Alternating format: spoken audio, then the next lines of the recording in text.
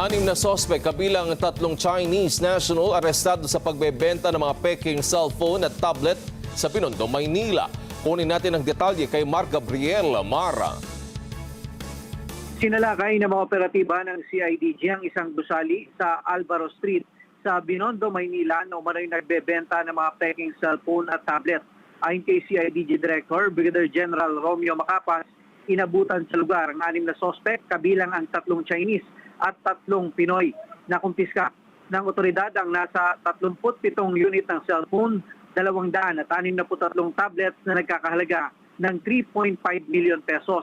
Lumalabas sa investigasyon na walang kaukulang permit mula sa NTC o National Telecommunication Commission at DTI o Department of Trade Industry. Ayon kay General Macapas, delikado para sa mga consumer ang paggamit ng mga substandard at mga peking electronic device. Malinaw din daw itong paglabag sa intellectual property at trade standards. Patuloy namang hinihikayat ng CIDG ang publiko na i-report sa kanila ang mga illegal na aktibidad sa kanilang lugar upang agad na maaksyonan.